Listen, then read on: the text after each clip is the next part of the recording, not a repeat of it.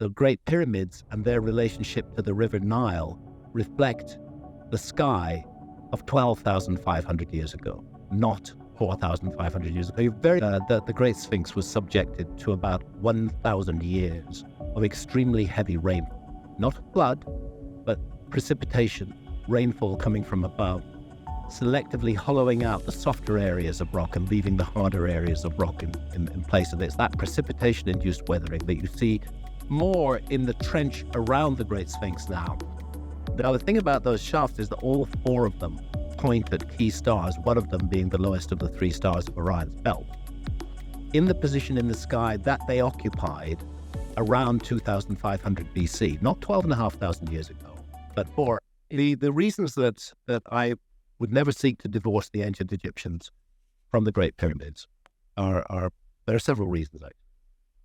But first and foremost, I have no doubt that the ancient Egyptians were involved in completing the Great Pyramids, and there's four reasons. And that is the shafts, the so-called air shafts, that cut through the body of the Great Pyramid. They're very small. They're about that wide.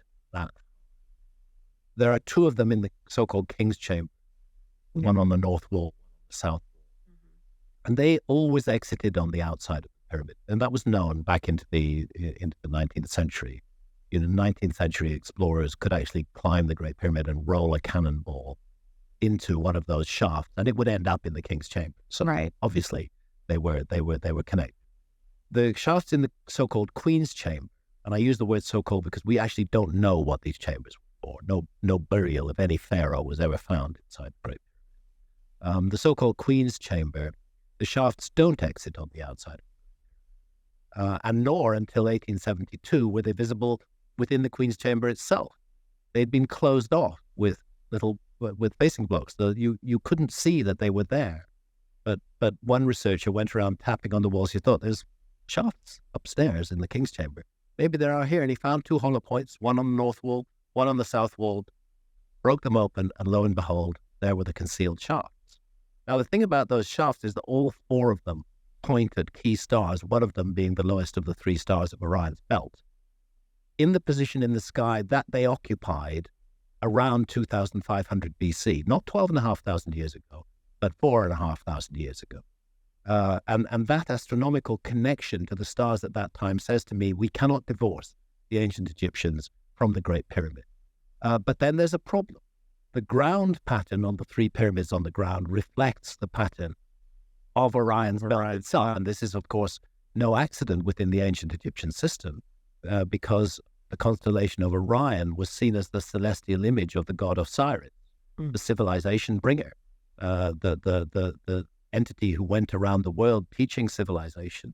That is who Osiris is, and he is seen in the sky. His image is seen in the sky as the constellation of Orion, and one of those shafts points at Orion's belt, and another one points at Sirius, and two of them point at the circumpolar stars. At the time when Egyptologists believed the pyramids were built. So there's definitely a connection, and I wouldn't seek to break it.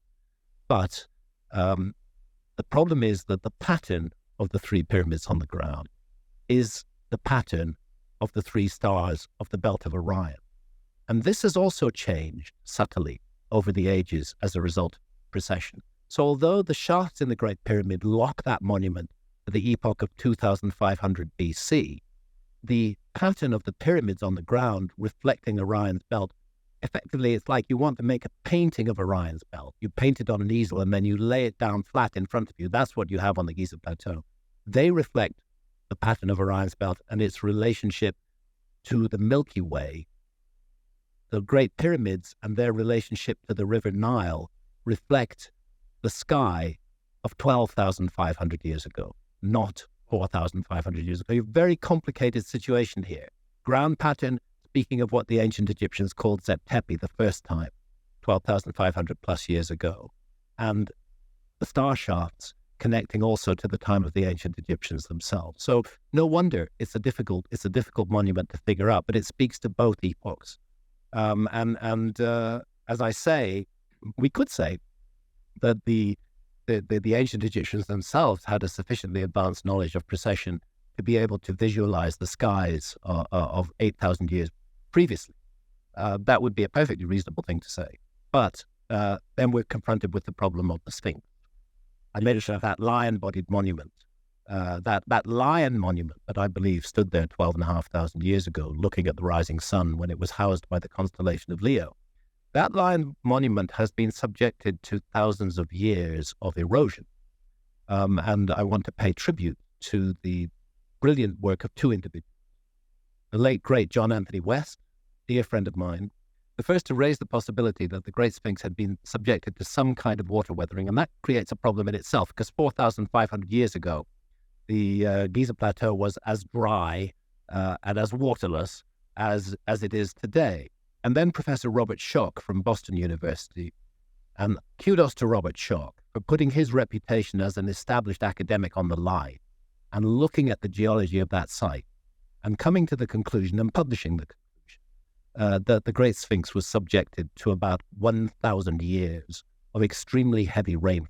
Not flood, but precipitation, rainfall coming from above, selectively hollowing out the softer areas of rock and leaving the harder areas of rock in place. And it's that precipitation-induced weathering that you see more in the trench around the Great Sphinx now than you see on the Sphinx itself, because the Sphinx has been constantly restored. This is one of the anomalies. We know that some of the restoration blocks were put there in the time of the pharaoh who's supposed to have been responsible for the Sphinx, and not a single document tells us that he was responsible. That's just another Egyptological fantasy, actually. The erosion patterns on the Great Sphinx, and thank you to Robert Schoch for the great work he's done on this, and the risks he took in publishing that work, because every time you publish something out of line, you're taking a risk. But he took that risk and he published that work and he's documented it thoroughly, and he's confident that the Great Sphinx was subjected to about 1,000 years of heavy rainfall, and that's the only time you find that heavy rainfall on the Giza Plateau is the Younger Dryas, between roughly 12,800 and 11,600 years ago. You certainly didn't find it 4,500 years ago when the Sphinx is supposed to have been made. So we're looking at a very old monument, very heavily eroded. In the time of the ancient Egyptians, they looked at that massive leonine head, which was so damaged and so eroded, almost unrecognizable, and they recarved what was left of it into the head of a human being, wearing the Nemes headdress of an Egyptian pharaoh. But that is a recarving of a much more ancient monument. That's a restoration work that was done on it. And we don't know which pharaoh it's supposed to represent. Egyptologists like to think that it represents Khafre, but there's no compelling evidence for that whatsoever. So a lion-bodied monument, once a lion-headed monument, that now takes the form of the lion-bodied Great Sphinx with a recarved human head that's way out of proportion to the scale of the rest of the body of that 270-foot-long monument. The head is sort of tiny by comparison with the rest. Right. And the ancient Egyptians didn't get things out of proportion unless there was a very good reason to do so. And I think they were restoring.